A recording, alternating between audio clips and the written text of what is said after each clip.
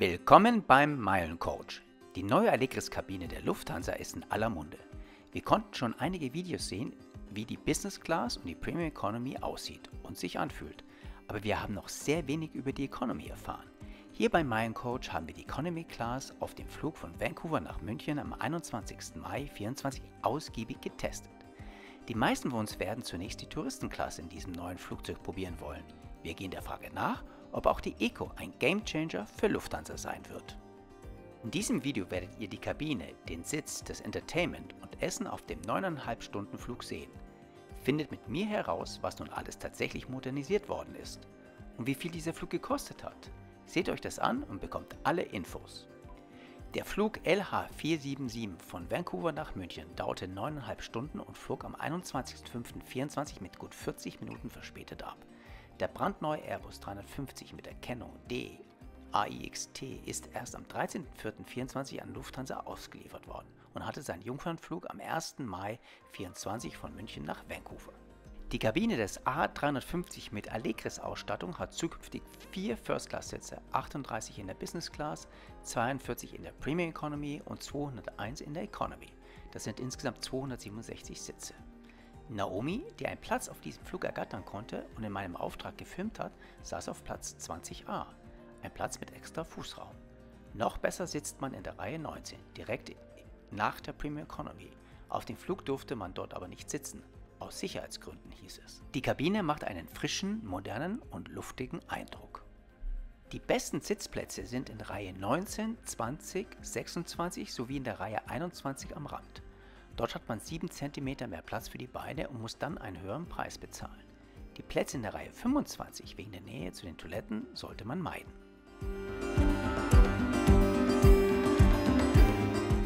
Die 201 Sitze in der Economy haben standardmäßig einen Fußraum von 79 cm und eine Sitzbreite von 46 cm. Die Sitze lassen sich 13 cm zurücklehnen. Die Vorzugsplätze haben dann großzügige 86 cm Platz für die Beine. Am Platz finden sich ein großes Kissen und eine dünne, aber weiche blaue Decke. Hier könnt ihr den Platz am Sitz sehen. Zwischen der Kabinenwand und den Fensterplätzen ist ein Spalt, der den Blick nach vorne zulässt und noch etwas Stauraum bietet. Der Tisch macht einen stabilen Eindruck. Man kann ihn falten und hin und her schieben. Er lässt sich gut verstauen.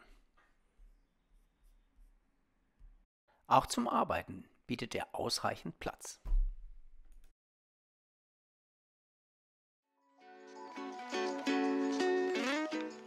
Der Monitor in der Economy ist mit 13,3 Zoll bzw. 34 cm Diagonale großzügig bemessen. Erfreulich ist die dank 4K-Technologie sehr gute Auflösung. Auch bei Tageslicht kann man alles sehr gut erkennen. Die Helligkeit des Bildschirms ist hervorzuheben. Der berührungsempfindliche Monitor reagiert erfreulich schnell, da war man in der Vergangenheit ja nicht so verwöhnt.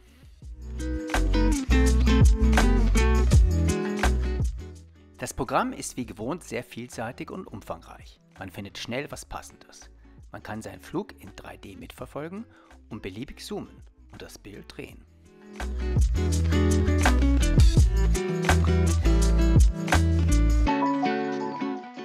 Praktisch ist auch, dass man je nach Sitzposition und Lichteinfall den Monitor ausklappen kann.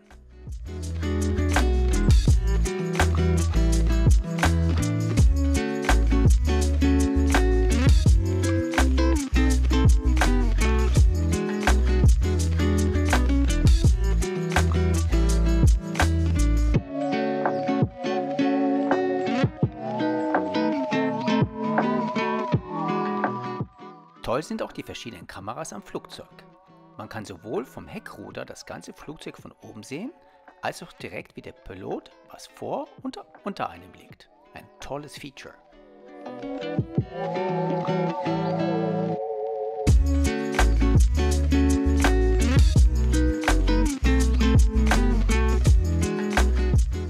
Internet gibt es an Bord natürlich auch. Leider immer noch kostenpflichtig. Es werden auch lustige Entspannungsvideos gezeigt. Eine Yoga-Session gefällig?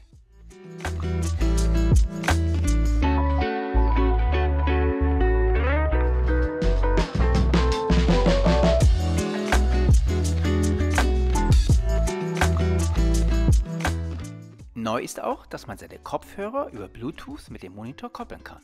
Das dauert etwas, funktioniert dann aber auch. Wer keine Kopfhörer dabei hat, bekommt kleine Standard-Kopfhörer von der Crew ausgehändigt.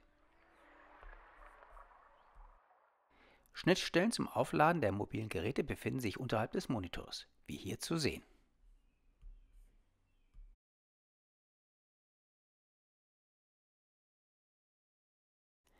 Nach erfolgreichem Start wurde schnell das Regenwetter zurückgelassen. Sobald die Reiseflughöhe erreicht wurde, wurden Wasserflaschen und Cracker verteilt. Naomi hatte sich ein vegetarisches Essen bestellt, das sie noch vor allen anderen Passagieren zügig erhielt. Das Süßkartoffelcurry war schmackhaft und gut gewürzt. Der Salat dagegen war nur mit einer Zitronenscheibe angerichtet. Ein Dressing wurde hier sehr vermisst. Das Brötchen, in Plastik verpackt, schmeckte so langweilig und trocken, wie es so aussieht. Die Getränkeauswahl reichte von Wasser über Säfte und Softdrinks zu Bier und Wein. Es wurde allerdings nur einmal zum Essen etwas zu trinken angeboten. Obwohl die Crew sehr freundlich und zuvorkommend war, hätten sie doch gern noch einmal auf einem so langen Flug Getränke anbieten können. Andere Passagiere konnten zwischen Pasta und Rindfleisch wählen. Es wurde mit Metallbesteck gegessen. Der Waschraum ist räumlich gut aufgeteilt. Die Toilette befindet sich gleich nach dem Zugang links, das Waschbecken gegenüber. Die Aufteilung gibt einem etwas mehr Platz und ist angenehm. Alles ist natürlich neu und gut in Schuss. Die Toilette wurde nicht lange nach dem Start als recht sauber eingeschätzt. Rechtzeitig vor der Landung in München wurden die Passagiere mit einem heißen Tuch geweckt. Eine angenehm rötliche LED-Beleuchtung wurde eingeschaltet und bewirkte ein freundliches, warmes Ambiente. Zum Frühstück gab es dann ein warmes Rührei mit Kartoffeln und Champignons, dazu eine kleine trockene Ciabatta-Semmel, Marmelade, Orangensaft und Kaffee bzw. Tee und ein Joghurt. Das Rührei hat erstaunlich gut geschmeckt. Die Bratkartoffeln waren etwas weich, das hat aber nicht gestört. Das Plastikbesteck war nicht geeignet, die Semmel zu schneiden oder zu bestreichen. Mit der neuen Allegris-Kabine ist Lufthansa aus meiner Sicht auch in der Economy ein gewaltiger Qualitätssprung nach vorne gelungen. Die Kabine wirkt offen, geräumig, modern und gut beleuchtet und designt. Die Sitze sind ansprechend gepolstert, die Kopfstütze stützt den Kopf wirklich. Man kann darauf ziemlich gut schlafen, die Neigung ist prima für Economy. Der Bildschirm ist deutlich besser als zuvor. Die Bluetooth-Funktion für das Koppeln der eigenen Kopfhörer ist sehr gut und sinnvoll. Nach einem Investment von 2 Milliarden Dollar wäre es natürlich schlimm, wenn man das nicht spüren würde. Aus meiner Sicht braucht sich Lufthansa mit diesem Produkt nicht zu verstecken. Was meint ihr dazu? Was hat der Flug nun gekostet? Im Rahmen eines Gabelflugs von München nach Toronto in der alten Kabine und der Rückflug mit Allegris von Vancouver nach München fielen Kosten in Höhe von 700 € an, also ca. 350 € für den Rückflug. Ein fairer Preis. Das Ticket wurde bereits im Oktober 2023 gebucht, noch bevor bekannt wurde, dass auf dieser Strecke Allegris eingesetzt werden könnte. Glück gehabt! Ja, wenn euch dieser Flugreport gefallen hat, dann freue ich mich natürlich über euren Thumbs Up und wenn ihr meinen Kanal noch nicht abonniert habt, dann ist es vielleicht der Moment dazu. Also alles Gute und Liebe vom Meilencoach.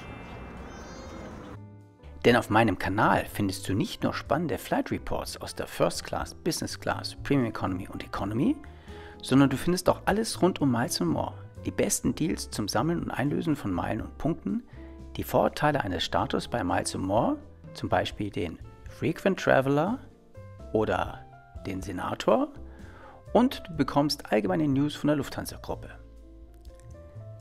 Natürlich zeige ich dir auch die besten Lounges und erkläre dir, wie du da reinkommst und was dich dort erwartet. Last but not least nehme ich dich auf interessante Reisen mit und zeige dir Orte, die du nicht im Reiseführer findest, und sage dir, was sich das kostet und was sich wirklich lohnt. Liebe Grüße vom Meilencoach und bis ganz bald auf meinem Kanal.